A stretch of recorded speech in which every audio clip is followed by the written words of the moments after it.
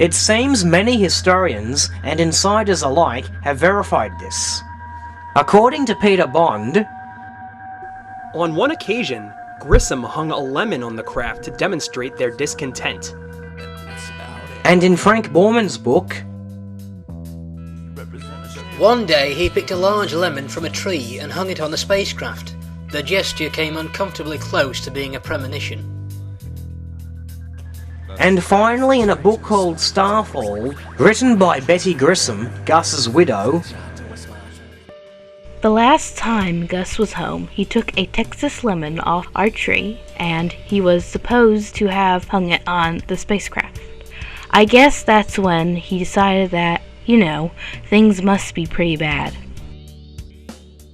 In spite of this documentation that Grissom took a lemon to spacecraft 012, on his website, Jay Windley denies that Grissom hung a lemon on the spacecraft and instead hung it on the simulator. It seems Windley is not the only one who denies that the lemon was hung on the spacecraft. As we discussed previously, when Bill Casing took astronaut Jim Lovell to court on libel, Lovell denied that Grissom hung a lemon on the Apollo capsule. His exact quote, Grissom was critical of the quality control of the Block 1 command module. He did not hang a large lemon on the capsule the day he died. This is not what Jim Lovell told us on page 13 of his book, Lost Moon, written just 3 years earlier. The Apollo spacecraft, by even the most charitable estimations, was turning out to be an Edsel. Actually, among the astronauts, it was thought of as worse than an Edsel. An Edsel is a clunker, but an essentially harmless clunker. Apollo was downright disastrous. Earlier in development and testing of the spacecraft, the nozzle of the ship's giant engine, the one that would have to function perfectly, place the moonship in lunar orbit and blast it on its own way home again, shattered like a teacup when engineers tried to fire it. During splashdown tests, the heat shield of the craft had split open, causing the command module to sink like a $35 million anvil to the bottom of a factory test pool. The environmental control had already logged 200 individual failures. The spacecraft as a whole had already logged roughly 20,000. During one checkout run at the manufacturing plant, a disgusted Gus Grissom walked away from the command module after leaving a lemon perched atop it. On a side note, the 20,000 command module failures, 200 of which being in the environmental control system alone, was previously brought up by Ralph Renee. His source of this information were the authors of Journey to Tranquility. They write,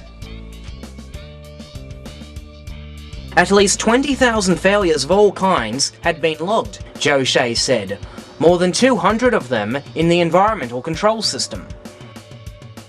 Robert Brannig rightly states that this argument comes from Ralph Renee, yet he claims he is unfamiliar with the source material. This is the claim of hoax advocate Ralph Renee. Although I am unfamiliar with the source of this information, Mr. Renee's assertion is clear. The early missions had so many insurmountable problems that NASA decided to abandon the moon landings and fake it. Even if the data is accurate, there is a big difference between a defect and a major technical problem. Jay Windley has previously claimed to have read Renee's book, yet not only does he neglect to specify how critical these problems were, he also alleges that Renee himself doesn't know. Is that a lot? Were they crucial systems? Mr. Renee either doesn't know or doesn't wish to disclose it. This is where Mr. Renee might have benefited from some actual engineering experience. Ironically, in the same article, Windley goes on to state that a single defect could have blown the whole thing, only if it were a defect in a critical system for which there was no redundancy, the Lunar Module Ascent Engine for example, implying that no defects of any kind were permitted during a successful flight is very naive.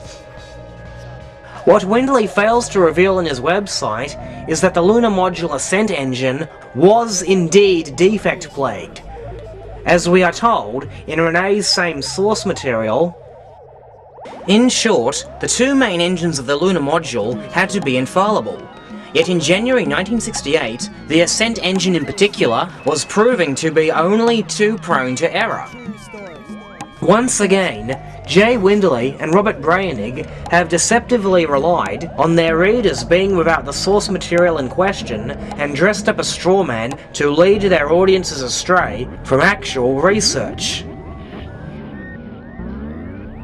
To get back to the subject, in 1994, Jim Lovell explicitly stated that Grissom hung a lemon on the command module. But when sued by Bill Casing in 1997, Lovell told us the exact opposite. True, it could be argued that Lovell was stating that the lemon was not hung on the day Grissom was killed, but in that case, why did he not give the correct date in his answer? So it seems there are three versions to the lemon story.